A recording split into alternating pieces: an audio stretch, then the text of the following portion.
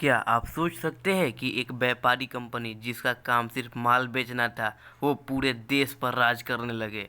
ऐसी ही कंपनी जिसे बनाया गया था फायदे कमाने के लिए, वो बन गई राजाओं की तकदीर लिखने वाली। ये कोई काल्पनिक कहानी नहीं, ये है हमारे भारत की असली कहानी। और इस कहानी का नाम है from trade to territory, class 8 history chapter 2। आज की वीडियो में हम ले चलते हैं आपको 17th और 18th सेंचुरी के भारत में, एक ऐसा सफ़र जहां पर ईस्ट इंडिया कंपनी ने व्यापार के नाम पर भारत की ज़मीन पर अपना राज जमाया। कहानियों के अंदर में समझेंगे हर टॉपिक, हर बेतल, हर चाल और हर गद्दारी को। ये वीडियो आपको एक कहानी लगेगी, लेकिन हर शब्द सच है, हर किरदार असली है और हर मोड़ इतिहास से जुड़ा है। तो चलिए इस कहानी की शुरुआत करते हैं। Number 1, East India Company comes to India. 1600 का ईयर था। इंग्लैंड के कुछ दीवान व्यापारियों ने एक कंपनी बनाई, नाम था ईस्ट इंडिया कंपनी। इनका मकसद था व्यापार, लेकिन सपने थे बड़े। भारत जैसे समृद्ध देश में मसालों, कपड़ों और सोना चांदी का व्यापार करना इनके लिए एक सुनहरा अवसर था। जब ये कंपनी भारत आई तब यहाँ मुगल एम्पायर का राज था। जहांगीर के समय में अंग्रेज़ों को सूरत में एक फैक्ट्री खोलने की इजाज़त मिली। पहले ये व्यापारी थे, लेकिन धीरे धीरे ये समझ गए कि अगर राजाओं पर कंट्रोल हो जाए तो व्यापार भी उनका होगा और पैसा भी। इसलिए उन्होंने व्यापार के साथ साथ राजनीति में भी कदम रखना शुरू किया। दोस्ती, गद्दारी और जंग, सब कुछ इस्तेमाल किया अपनी पावर बढ़ाने के लिए। The battle of Plassey. चलिए एक कहानी के रूप में समझते हैं 1757 की सबसे बड़ी घटना, बैटल ऑफ पलासी।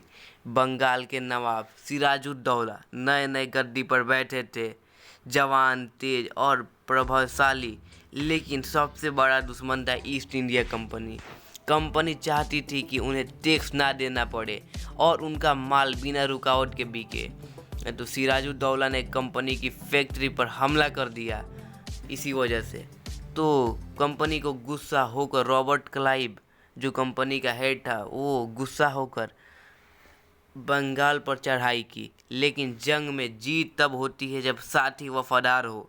मीर जाफर, सिराज का सेनापति, जो गद्दारी कर दी। जंग के दिन उसने अपनी फौज को लड़ने का आदेश ही नहीं दिया।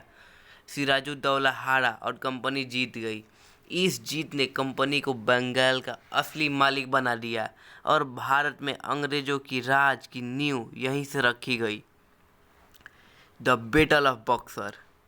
लेकिन ये सिर्फ शुरुआत थी। 1764 में हुई एक और बड़ी लड़ाई, बैटल ऑफ बक्सर। इस बार कंपनी का सामना था 3 शक्तिशाली राजाओं से। सिराजुद्दौला, शुजाउद्दौला अवध का नवाब, शाह आलम II मुगल सम्राट, मीर कासिम बंगाल का हटाया गया नवाब। रॉबर्ट क्लाइव ने एक और बार चतुराई दिखाई। कंपनी ने तीनों को हरा दिया और इस बार मुगल सम्राट ने खुद कंपनी को बंगाल, बिहार और उड़ीसा की दीवानी दी, यानी टैक्स वसूलने का अधिकार दे दिया।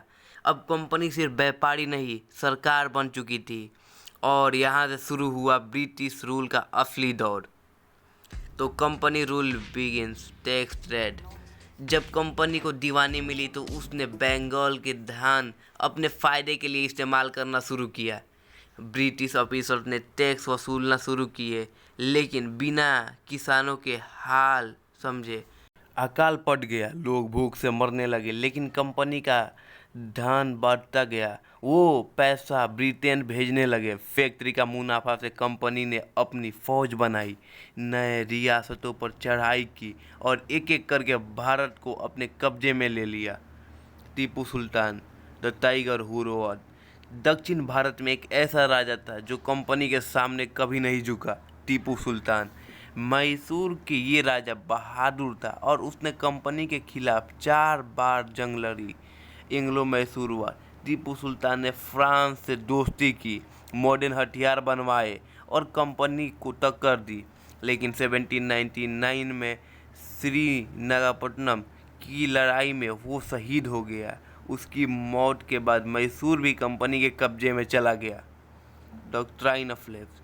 लॉर्ड डलहौजी नाम का एक गवर्नर जनरल ने एक नई नीति बनाई, डॉक्ट्राइन ऑफ लेफ्ट। इसके तहत अगर किसी राजा का कोई भी बेटा या वारिस नहीं होता तो वो उसकी रियासत ब्रिटिश एम्पायर में मिला दी जाती। झांसी, सतारा, नागपुर, उदयपुर का कई रियासतें ने इसी नीति का शिकार बनी। रानी लक्ष्मीबाई ने इसका खिलाफ आवाज़ उठाई। उन्होंने कहा, मैं अपनी झांसी नहीं दूंगी। डॉक्ट्राइन ऑफ लेफ्ट एक चतुर चाल थी जिसमें बिना तलवार उठाए भी ब्रिटिशों ने कई रियासतों पर कब्जा कर लिया। कंपनी ने अपने एक बड़ी फौज बनाई जिसमें सेपो आर्मी कहते हैं। इस फौज में अधिकतर भारतीय सिपाही थे, लेकिन नेतृत्व हमेशा अंग्रेज अफसर करते थे। ये आर्मी डिसिप्लिन थी, मॉडर्न थी और ब्रिटिश के लिए एक शक्तिशाली हथियार थी। इस आर्मी का इस्तेमाल कंपनी ने देश के अलग अलग हिस्सों में कब्जा करने के लिए किया। सिपाहियों में असंतोष बढ़ने लगा, उनका विश्वास टूट रहा था। उनकी कहानी हम देखेंगे अगली वीडियो में। कंपनी ने सिर्फ फौज के दम पर राज नहीं किया, बल्कि कानून और नीतियों के जरिए भी अपना कब्जा बढ़ाया। Warren Hastings, Cornwallis, governor general नए कानून लाते रहे। जमींदारी सिस्टम, परमानेंट सेटलमेंट जैसे रिफॉर्म और किसानों के लिए और भी गरीब बना दिया जाता था। किसान कानून अंग्रेजी, नई अंग्रेज और सबसे बड़ा न्याय बिलातेमीन था। इस रिफॉर्म से भारत में विकास के बजाय शोषण बढ़ने लगा और लोग का भरोसा कंपनी से उठता चला गया। तो दोस्तों, आज हमने देखा कि एक बिजनेस डील ने पूरा भारत बदल दिया। कंपनी ने व्यापार के बहाने राज किया, बेतल जीती, रूलर्स को पोपेट बनाया और आखिर में पूरा इंडिया अपने कंट्रोल में ले लिया। समरी, ईस्ट इंडिया कंपनी ने व्यापार की आड़ में राजनीति शुरू की। बैटल ऑफ प्लासी बॉक्सर ने कंपनी को बंगाल का मालिक बना दिया। डॉक्ट्राइन ऑफ लेफ्ट और मिलिट्री स्ट्रेटजी से उन्होंने पूरे भारत में एक्सपेंशन किया। नवाब और राजास का पावरलेस कर दिया गया। 1815 तक वो एक व्यापारी कंपनी बन गई थी। इंडिया का असली हुकूमत उनके हाथ में था। ये chapter 2 from trade to territory हमारी क्लास 8 की धमाकेदार हिस्ट्री सीरीज का एक ज़बरदस्त हिस्सा है। ऐसे ही चैप्टर को हम स्टोरी टेलिंग स्टाइल में समझेंगे ताकि पढ़ाई बने एक्साइटिंग और यादगार। अगर आपको ये वीडियो पसंद आया हो तो लाइक और शेयर करें और अपने दोस्तों के साथ शेयर करें और स्कॉलर सामान को सब्सक्राइब करना मत भूलना, बेल आइकन दबाना और बोलिए अगर अगला चैप्टर लेके आ रहे हैं जल्दी ही।